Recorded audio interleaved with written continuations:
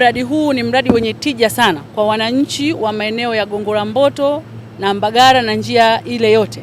Wanapata faida kubwa sana kwa sababu kwanza kule kuna uhitaji mkubwa sana wa miundombinu ya umeme, sababu wananchi wa kule ni wengi, maendeleo ni makubwa na kuna viwanda vingi.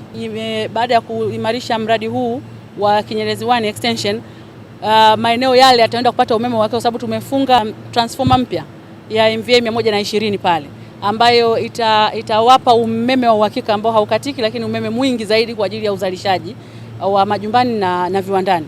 Lakini kwa faida, baada ya kupeleka transformer ile mpya pale katika eneo la Gongo la Mboto na Mbagala, njia ile transformer ya zamani iliyokuwa pale MVA 50 tumeipeleka kwenye eneo la kimkakati la uwezaji wa viwanda, kongani ya viwanda ya Kwala, na nilipofika pale maandalizi yameshaanza na transformer ile itapelekwa ndani ya wiki 2. Tunategemea itakuwa imefungwa, itasaidia kutatua changamoto kubwa sana ya umeme katika eneo lile ambapo walikuwa wana changamoto ya umeme kukatika mara nyingi sana katika maeneo yao.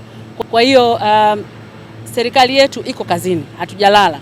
Uzalishaji wa gesi huko wa kutosha, mitambo yote inafanya kazi na tumejionea mitambo mingi ambayo iko kwenye ukarabati, vifaa vimeshafika na vinaendelea kufungwa. Dar es Salaam idadi ya watu inaongezeka. Kwa hiyo miundombinu lazima iboreshe siku kwa siku kuendana na uhitaji uliopo. Kwa lengo la Kinyerezi 1 extension ilikuwa ni kutuongezea sisi uwezo umeme unaozalishwa kuwafikia wateja wetu kwa kiwango kinachostahili. Ndio maana tukawaongeza transformer Kinyerezi penyewe kubwa zaidi MVA 175, transformer 2, Gongo la Mboto na Mbagala MVA 120 kwa ajili ya kuwawezesha wateja wetu kupata umeme wa uhakika.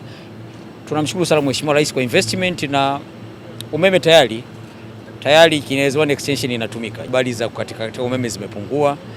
Tukikata ujue tunatengeneza, tunaboresha kama tulivyokuwa tunaboresha, lakini mambo ni mazuri. Mheshimiwa Rais amewekeza vya kutosha.